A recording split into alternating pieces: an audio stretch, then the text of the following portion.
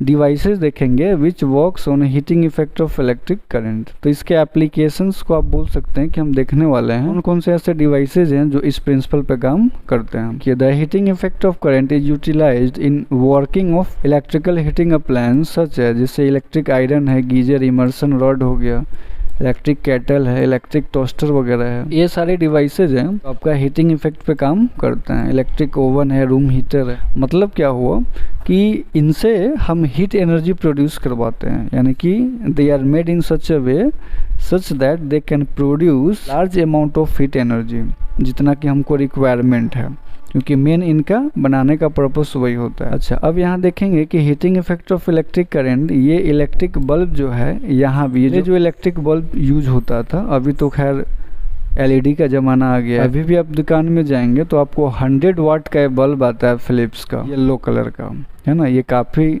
ज़्यादा energy consume करता है, ये very less energy efficient bulb होता है, यानी कि ये जो है most of the electrical energy को हीट एनर्जी में कन्वर्ट करता है, जिससे कि एनर्जी का वेस्टेज होता है। तो ये जो इलेक्ट्रिक बल्ब है ये भी इसका यूटिलाइज करता है हीटिंग इफेक्ट ऑफ इलेक्ट्रिक। इसका कंस्ट्रक्शन थोड़ा देखिएगा तो ये ग्लास होता है, ये अंदर में देखिए ये वायर लगा हुआ है, यहाँ पे बेस हो गया।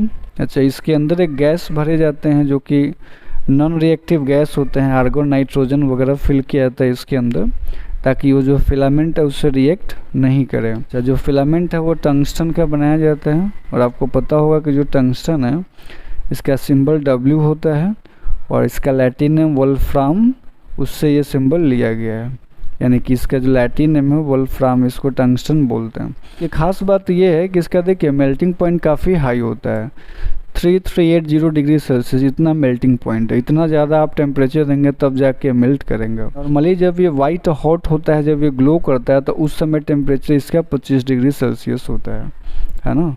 तो ये इसकी खासियत है कि आप इसको लंबे टाइम तक भी यूज़ करेंगे तो जल्दी मेल्ट नहीं होगा। फिर भी ऐसा होता है कि कभी कभी देखने को मिलता है कि जब आप बहुत ही ज़्यादा देर तक इसको ऑन छोड़ देते हैं तो उस केस में अपने आप फ्यूज कर जाता है। फिलामेंट है ना, ये यहाँ से ब्रेक कर जाएगा, मेल्ट होके ये ब्रेक कर जाएगा। तो होप कि आप समझ गए होइएगा। Heating effect of electric current is utilised in electric fuse for protecting household wiring and electrical appliances. इसके अलावा देखिए हम लोग heating effect of electric current का इस्तेमाल जो इलेक्ट्रिक फ्यूज वगैरह है यहाँ पे करते हैं। पता है कि फ्यूज में हम लोग एक यहाँ पे वायर लगाते हैं, है ना, ये कि यहाँ पे, और इसको ऐसे कनेक्ट किया हुआ होता है, और इसको जो है ना आप यहाँ पे लेके इसमें इंसर्ट कर देते हैं, इसके अंदर ले जा करके ये एक सर्किट जो है ये कंप्लीट हो जाता है। और कभी क्या हुआ कि अचानक हाई वोल्टेज आया, जिससे कि high amount of current flow करने लगा। ये कब होता है? जब शॉर्ट सर्किट वगैरह होगा या ओवरलोडिंग हो, तो उस केस में क्या होता है ना कि ये जो फ्यूज वायर काफ़ी पतला बांधा जाता है। इसकी खासियत क्या होती है कि जैसे ही high amount of current flow हुआ, इसमें हीट एनर्जी ज़्यादा प्रोड्यूस होगा, जिसकी वजह से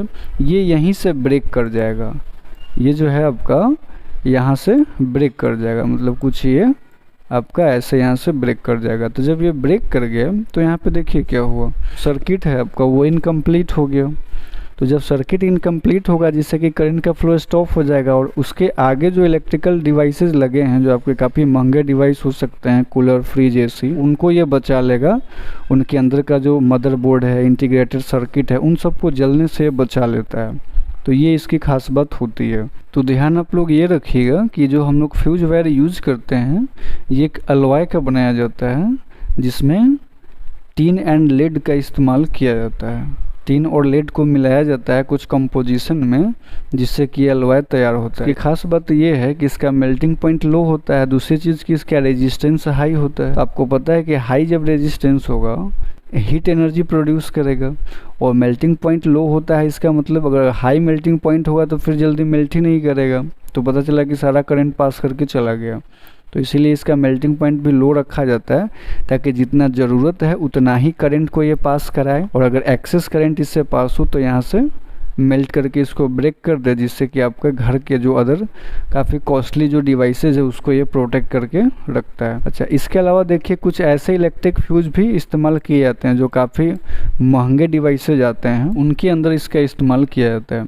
तो यहाँ भी वही है, देखिए यहाँ पे एक वायर यहाँ पे गया हुआ है, और ये इस दोनों से कनेक्टेड होता है। जब high amount of current pass करेगा तो ये वायर यहीं से मेल्ट हो जाएगा। तो ये भी सेम प्रिंसिपल पे काम करता है, ये यहाँ से आपका ब्रेक कर जाएगा। ध्यान आपको ये रखना है कि ये जो फ्यूज होता है थोड़ा महंगा आता है, तो हम लोग महंगे इलेक्ट्रिकल डिवाइसेज में इस्तेमाल करते हैं कि अगर एसी वगैरह है ख़राब हो गया, उसका आईसी वगैरह जल जाता है, तो उस केस में आपको काफ़ी ज़्यादा खर्च करना पड़ जाएगा। तो इन कुछ ऐसे महंगे जो डिवाइसेज होते हैं उनका एक पर्सनल रेजिस्टेंस भी होता है कि केस कि अगर आपके घर का कोई रेजिस्टेंस वर्क नहीं किया, आपका जो फ्यूज है वो काम नहीं किया, कि अंदर भी एक इलेक्ट्रिक फ्यूज लगे होते हैं जो उनका पर्सनल फ्यूज आप उसको बोल सकते हैं, कि अगर वो नहीं काम किया तो यहाँ तक करंट आते आते ये जो फ्यूज है ये मेल्ट करके करंट को आगे बढ़ने से रोक दे, जिसकी वजह से वो आपका जो महंगा डिवाइस है वो ख़राब होने से। तो